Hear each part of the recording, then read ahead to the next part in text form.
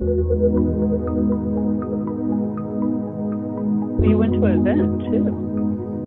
Oh, yeah. So that's not ReBirth. Well, I guess it is ReBirth related. So Options Women's Center, which is one of the companies that we donate to, had an event. And Wednesday, the girl that I had a phone conversation with sent me a last minute message and said, "Hey, we have a function on Saturday, and I have 2 tickets left. I'd love for you and your husband to come."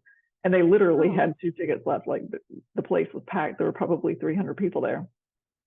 And it was at a church way up in Little Mexico.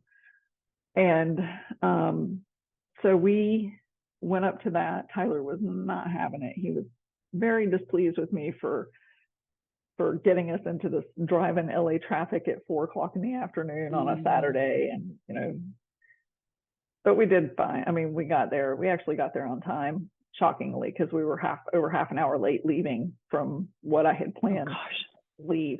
But the way she had told me that the function was from 6 to 8, but they didn't open the doors until 6:25, and we got there at like 6:15, 6:20.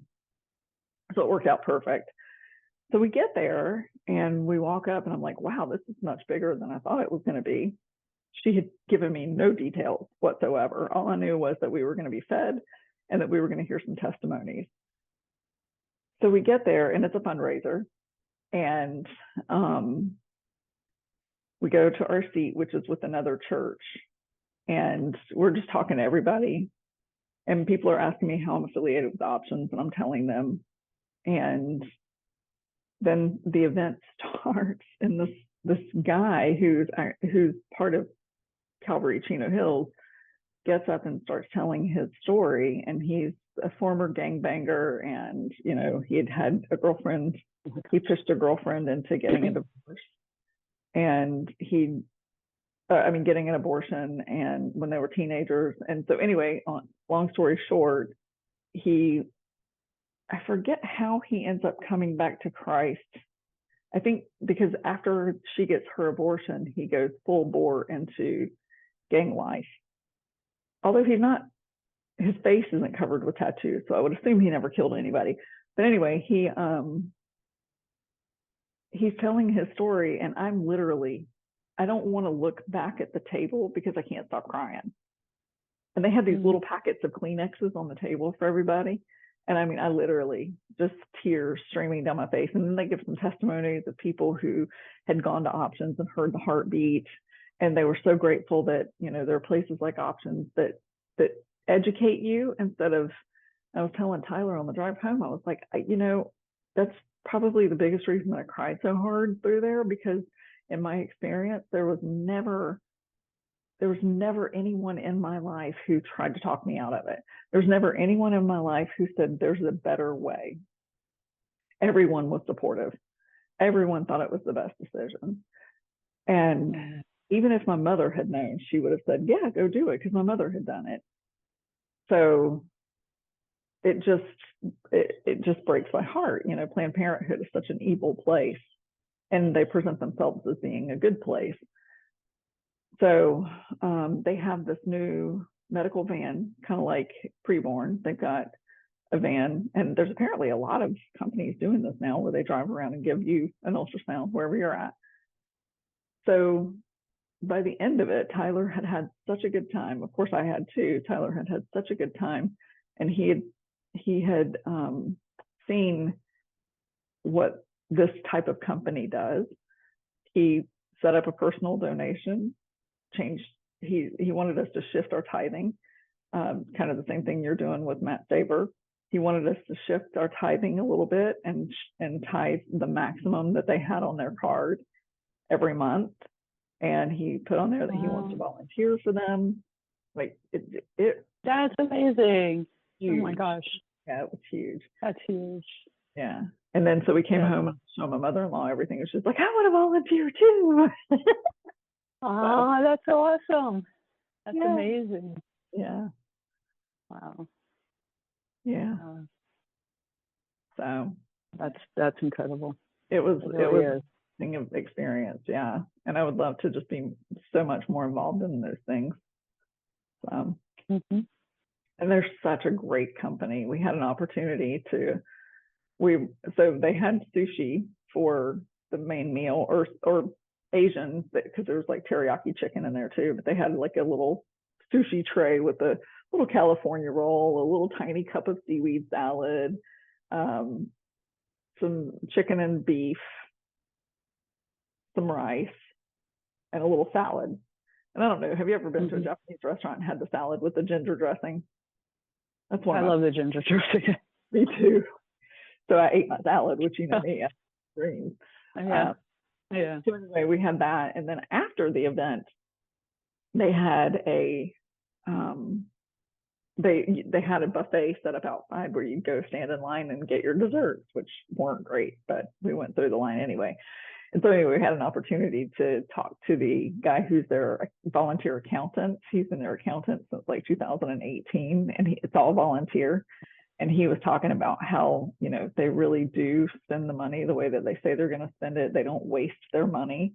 And, so they were hoping to raise $60,000 this year. That's their goal, which isn't much, but I was really grateful that Tyler could see, why it's so important.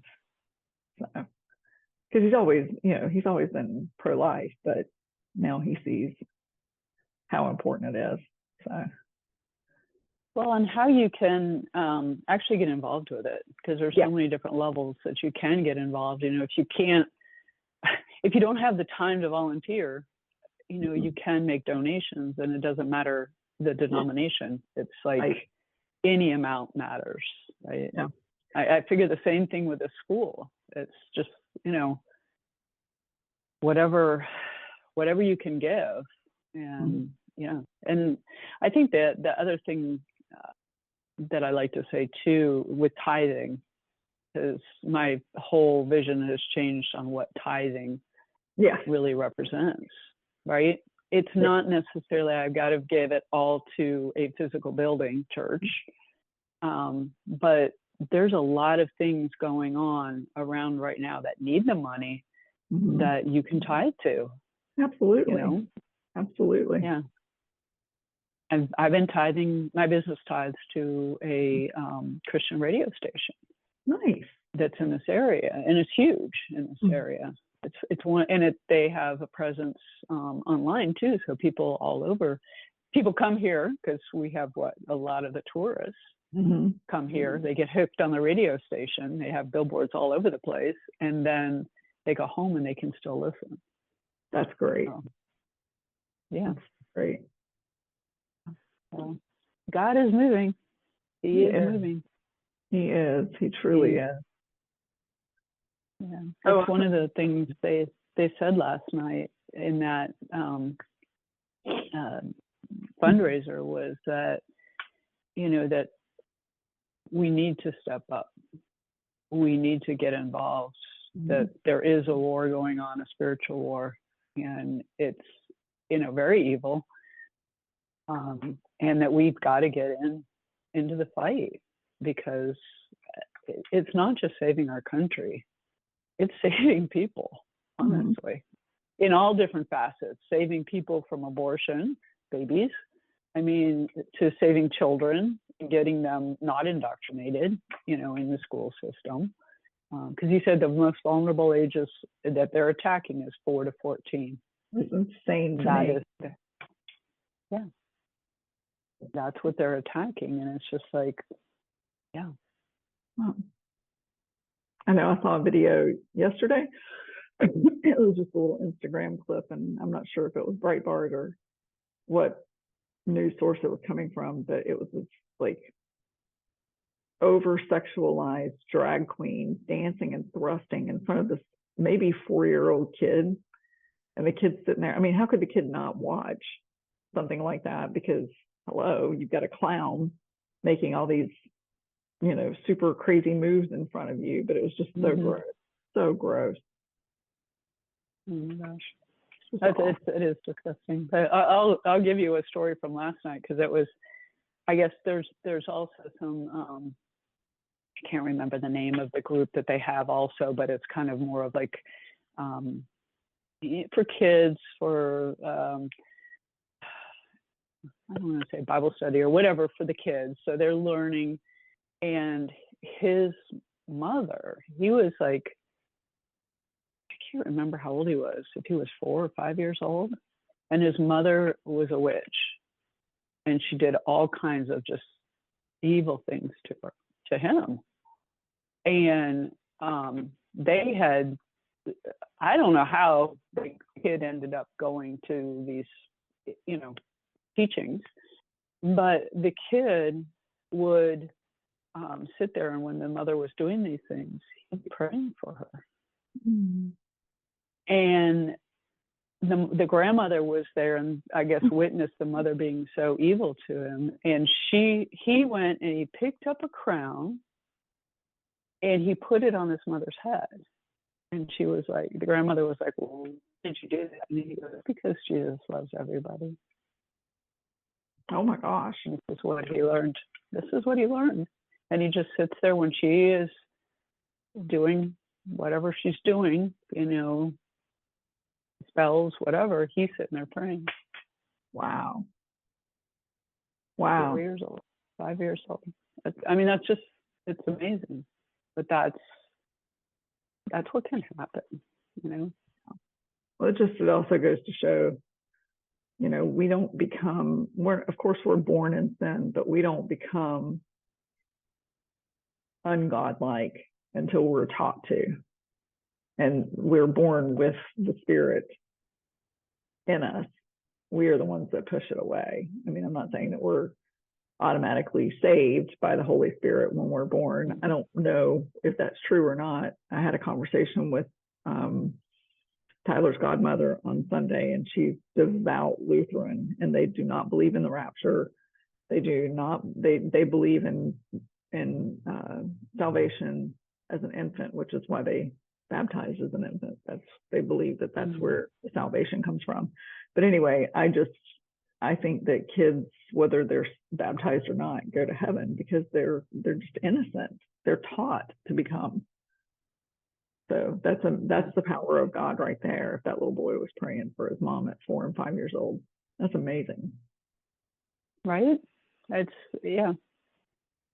I think there is an innocence there that I think they know God. They come out knowing God, right? Yeah. And they see God, or angels, they see, whatever, because we've seen different videos where people have shown that, right? Where, the child seems to be interacting. Yeah. And like you said, then they're taught. The world teaches them that's not right. That, that's a fake friend, move, and makes you feel silly for having a invisible friend. Yes. Yeah. Pretty sad.